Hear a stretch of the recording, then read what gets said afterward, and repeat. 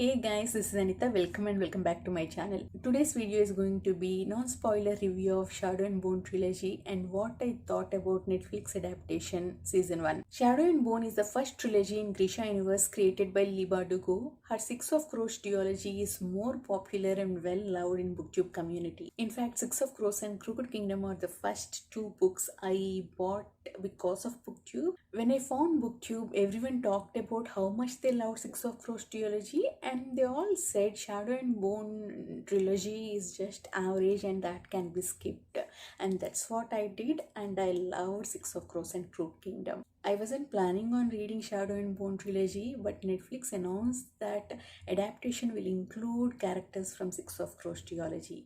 So I decided to pick this up before watching the show. Shadow and Bone takes place in Ravka, which is divided by this dark place called Shadowfold, where these dark creatures called Volcra roam and they attack if anyone ventures into that Shadowfold. Ravka doesn't have good diplomatic ties with their northern or southern neighbors, so their only trade route is through ports, which is in West Ravka, whereas most of the population and towns are east side of Shadowfold, so they have to risk crossing the fold for food, arms, which is dangerous. We mainly follow Elena, who is an orphan. She grew up in this duke's place along with her best friend Mal. Both Elena and Mal joins military and gets assigned to cross the fold.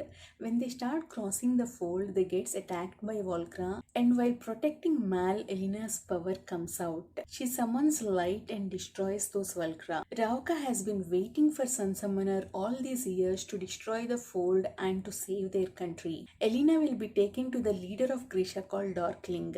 Grisha are people with magical abilities. They have different abilities. Some of them can manipulate our heartbeat, some of them can manipulate elements like water, wind and fire, and some of them can manipulate metal. Generations back, Grisha were hunted by normal people. Even now they are hunted in other countries, but in Ravka, Darkling gathered them and they act as a second army to the king. It's Darkling's dream to provide safety and respect to Grisha. Darkling takes Elena back to Grisha headquarters to train her, and the story follows Elena from there. I wasn't expecting to like this book. I was only reading it to watch the show, but it completely took me by surprise. I definitely enjoyed it more than I expected. World building is good, Leigh Bardugo's writing is accessible, and it is fast paced. Though characters aren't super fleshed out in this, they are decent and they have a lot of potential. We understand their choices and why they behaved in certain way. Second book, Siege and Storm, immediately follows the events after book 1 and the beginning is more action packed.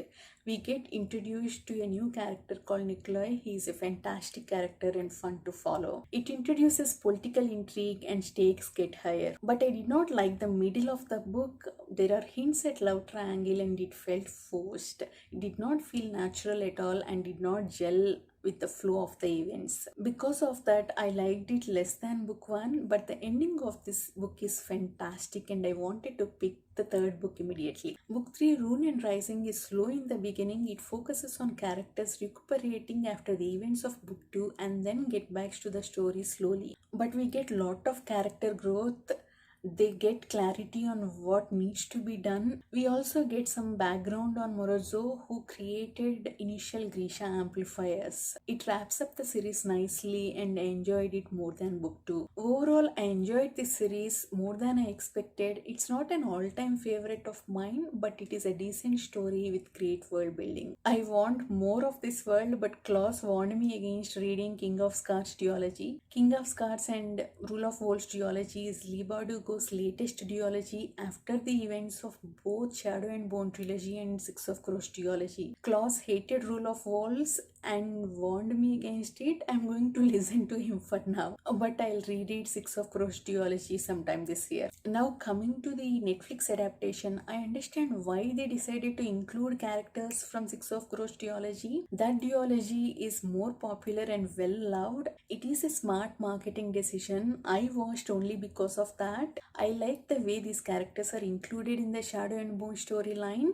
Casting also worked well. They all gave good performances and their storyline added a lot to my enjoyment of the show. Yes. It's soothing for friendship.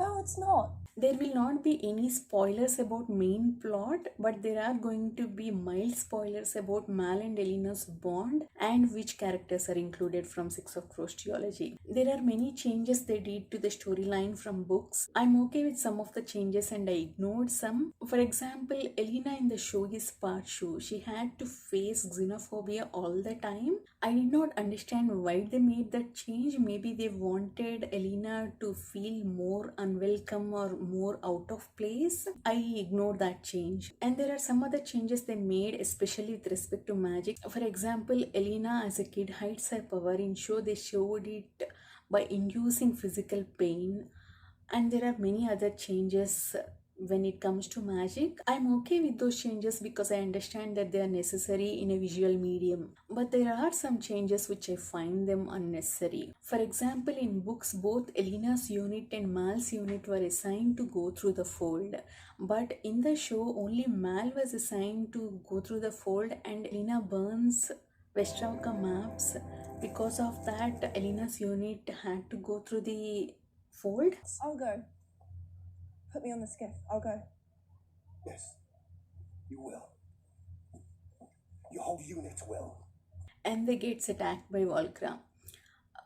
There was only one dialogue after that where Velina thinks they are all dead because of me. That's all, no regret after that. I understand why they made the change. They wanted to show how much Elena cares about Mal, how far she goes to be with Mal. But I would have preferred it if they followed up on that, because that was a traumatic incident. You can't just go through that and completely ignore that. There was one dialogue at the end, but it just wasn't enough. Also, there was too much focus on Elena and Mal's relationship in the show. There was angst from Elena in books, but it was very subtle. But in the show, it was on our face. There was too much focus on that. Because of that, world building suffered, in my opinion. In books, we see Elena getting trained, Elena getting used to Grisha life. But in the show, there are only couple of scenes and there is no introduction to magic system. And all training scenes with Bagra looked like patchwork. And now we get into the spoilers, not about the main plot, just about their bond and the scenes around that. If you don't want to hear any spoilers, I'll put time on the screen. Please skip to that time. One of the good things in books was the conflict between Mal and Elena, where he was upset after seeing the live show in Palace and he struggled to accept Elena's magic. And he struggled to make the choice to leave the army and to protect Elena. But that was completely removed in the show. There was no conflict other than missing letters. Also in books we get some information on amplifiers and why they are going after Stag. But in the show there was no information. I wonder if I would have understand it if I hadn't read books. Also in books there was this scene between Mal and Elena where Mal was arrested and Elena goes to meet him in cell. That's where we get to see the depth of feelings between them that was completely removed in the show. Overall, I like the performances, especially from Jesper and Inez. Just maybe, greed is a poor motivator. True wealth is the friends you make along the way. I just might be impressed. I'm talking of Milo, of course. Jesper is fantastic and added lot of charisma to his character. Tell me you have a plan. I don't care if it's a lie. While I like the performance of Cash, sometimes his facial expression looked whiny and clueless, which isn't his character. Nina's storyline is good and she's fantastic. You're scared that if you laugh at my jokes or answer my questions, you might start to think that I'm human. Would that be so terrible? This is a good example of how our enjoyment depends on our expectations, because for books I had lower expectations and I enjoyed better than that, and for show I had high expectations. Because of that I was little disappointed about some changes, but it is a decent adaptation and I hope to enjoy season 2 more. If you have read the series or watched the show, let me know your thoughts in comments. See you in the next video. Bye bye.